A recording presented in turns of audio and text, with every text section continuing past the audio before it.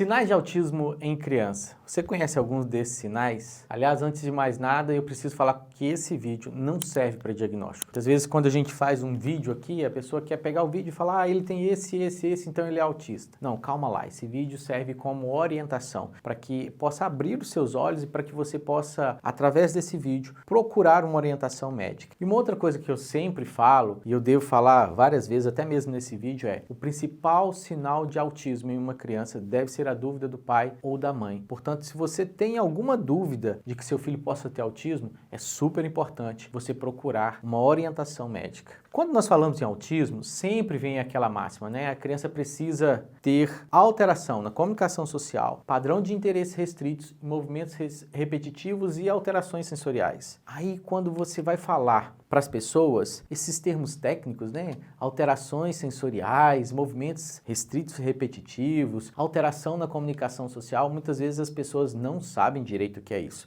E é esse o objetivo desse vídeo, transformar para você essa informação em algo mais fácil. Quando nós estamos diante de uma criança com nível 3 de suporte, esses sinais, por outro lado, ficam muito claros, né? Mas quando nós estamos diante de uma criança com nível 1 de suporte, ou quando nós estamos ainda com uma criança muito pequena, muito novinha, esses sinais podem ser difíceis de ver, não só para mim, que é profissional, quem dirá para os pais que não têm o hábito de avaliar essas crianças. Além disso, você coloca uma criança muito novinha, fica difícil porque essa criança ela ainda não desenvolveu muitos aspectos que ela precisa desenvolver, como por exemplo comunicação social. Então, pode gerar dúvida, mas não pode gerar perda de tempo de intervenção. Com o objetivo de melhorar essa compreensão que eu fiz esse vídeo. Então, eu vou falar para vocês os sinais soltos para que você possa compreender melhor do que se trata.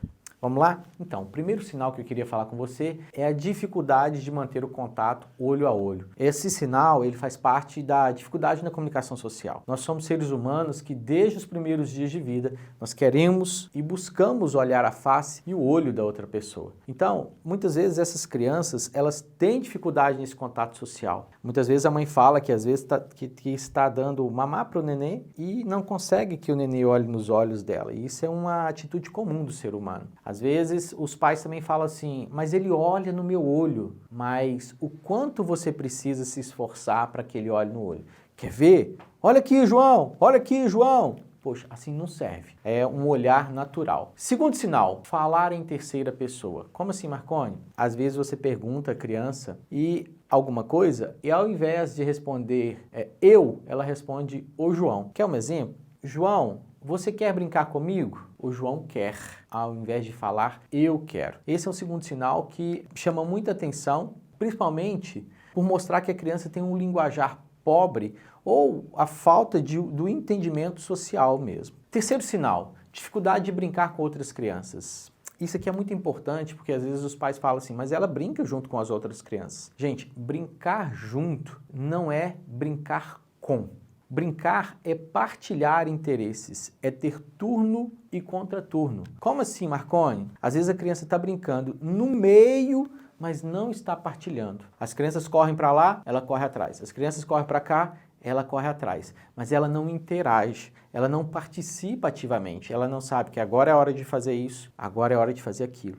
Então, tem que prestar muita atenção nessa questão da dificuldade de brincar com outras crianças, porque muitas vezes os pais não entendem o que é o brincar. O brincar é partilhar. Um quarto sinal, que é dificuldade de reconhecer emoções. Crianças dentro do espectro têm dificuldade de reconhecer os sentimentos da outra pessoa. E isso faz parte de uma coisa chamada teoria da mente. Então, elas não entendem se a pessoa está feliz, com raiva ou triste. Peraí, isso não significa que a criança dentro do espectro ela não se sinta feliz, com raiva ou triste. Ela tem dificuldade de entender o que a face está falando, porque o seu corpo fala. E muitas vezes a gente olha para a criança com um olhar mais rígido e se ela estiver dentro do espectro, às vezes ela não entende que você está olhando com um olhar mais rígido. Isso pode ser até complicado, porque pode levar, por exemplo, a algumas gargalhadas quando a outra pessoa está se mostrando triste. E aí, às vezes, as pessoas acham que essa criança está querendo abusar. Não, está abusando, não foi mal criada. Não, ela não entende o sentido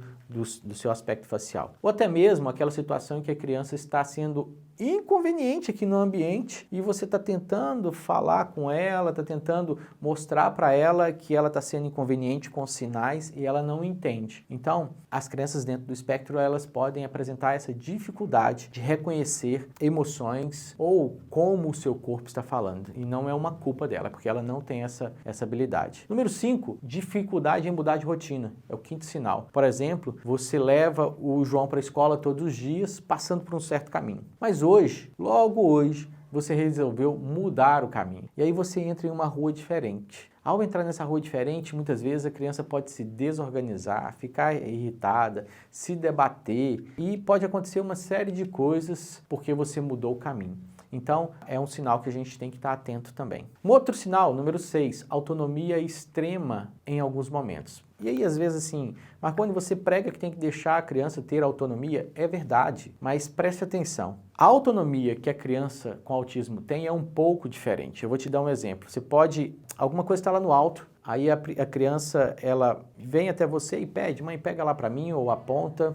A criança dentro do espectro, muitas vezes por não falar, por não ter uma comunicação social, ela não faz essa busca pelo pai. Ela às vezes até se coloca em risco, sobe porque ela quer pegar aquilo. Ela quer o biscoito que está lá em cima no armário, ela prefere escalar o armário do que pedir à mãe e o pai para pegar. Ela quer a água, ela sobe até o filtro. E aí sim, nós temos que entender que temos algumas crianças que são autônomas mesmo, isso é importante no desenvolvimento, principalmente no desenvolvimento da criança típica, até mesmo da atípica, mas o excesso, o ter autonomia ao extremo, pode nos mostrar que tem algo errado. Essas crianças fazem isso muitas vezes porque elas não sabem pedir, não sabem apontar aquilo que elas querem. E aí a gente já entra no 7º sinal, que é o apontar. Gente, se você souber o quanto é importante o aprender a apontar, esse faz parte do 6º sinal e a criança dentro do espectro, muitas vezes, ela não aponta, ela não indica, não faz alcance dirigido e não indica. Não indicar aquilo que ela quer. Isso pode ser um sinal importante de que a criança pode ter algo de errado com a criança e que ela pode estar dentro do espectro. E partilhando também dessa característica, a gente tem o 8º sinal, que é o de usar os pais como ferramenta. Sim, algumas crianças dentro do espectro, ao invés de pedir o que querem, elas pegam na mão ou no braço do pai e leva até onde o objeto que ela deseja estar. Ao invés de apontar, ao invés de falar, elas puxam o pai e chega e o pai tem que descobrir o que ela quer, Então esse é o 8º sinal que nos chama a atenção. 9º sinal, dificuldade de brincar, de fazer de conta ou até mesmo de usar jogos simbólicos. Se observa isso quando a criança não consegue ter uma cadência imaginativa de sair do concreto, sair daquilo que está ali no momento e criar questões imaginativas, né? Assim, por exemplo, dar comidinha ao bebê, a gente tem que imaginar que na colherzinha tem comida, quando na realidade não tem. É o brincar do faz de conta, né? A gente tem que brincar que o motor do carro está ligado, né? Então você vai fazer o barulho com a boca.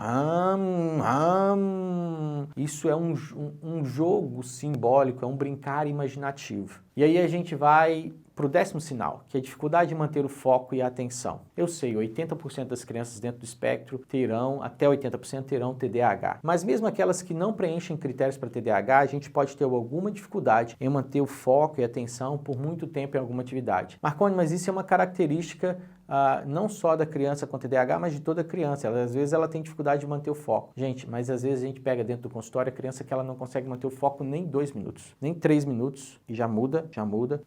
Então, é um sinal também, a gente tem que ficar atento. E aí a gente cai no 11º sinal, que é o contrário, o hiperfoco, né? A gente pode ter falta de foco e a gente pode ter hiperfoco. O que é hiperfoco? Muitas vezes, essas crianças com hiperfoco, ela tem um interesse em comum em algo específico, como, por exemplo, dinossauro, carros, aviões, letras, números e um monte de coisa, né?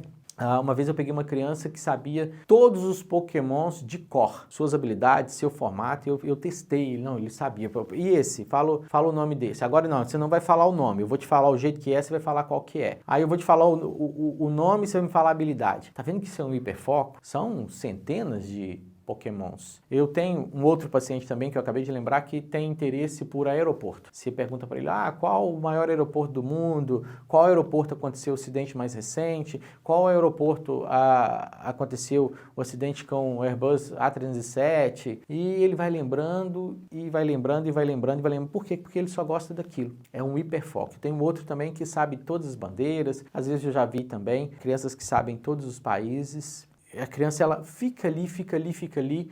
E isso pode atrapalhar ela ter desenvolver outras habilidades, né?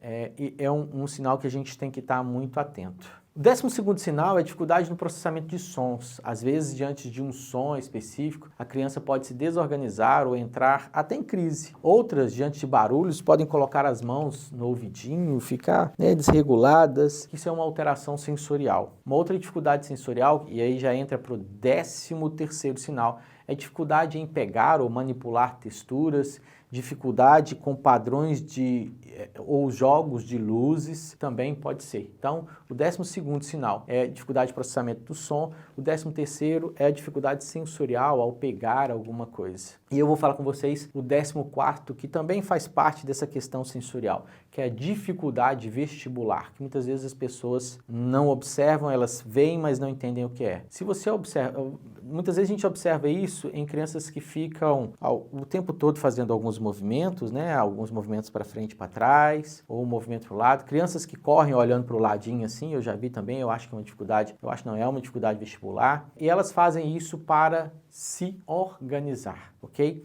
Então serão 25 sinais, mas como esse vídeo está ficando muito grande, eu vou cortar o vídeo aqui no meio e aí no próximo vídeo eu vou falar os outros 10 sinais. E eu vou fazer uma recapitulação aqui com você, que é a mais importante. O primeiro sinal e o último sinal que eu vou falar é a dúvida dos pais. Se o pai tem dúvida de que alguma coisa está errada, ele tem que procurar uma orientação. E um outro sinal de que você pode me ajudar, que é o sinal do clique aqui para seguir esse canal, ou clique aqui para encaminhar esse vídeo, ou clique aqui para encaminhar esse vídeo para outras famílias. É muito importante que as pessoas consigam identificar os sinais mais precoces possível. Ontem eu tive no meu consultório uma família em que a irmã fala, olha, eu acho que o meu sobrinho tem, porque ele tem essa e essa e essa característica, mas eu não sei como falar para ele que ele tem essa e essa característica sem ofender o meu irmão. E aí eu falei, amanhã eu vou fazer um vídeo falando os sinais e você vai encaminhar esse vídeo para o seu irmão. Então, o que eu estou falando? Que eu estou fazendo esse vídeo aqui para atingir uma pessoa, porque uma pessoa para mim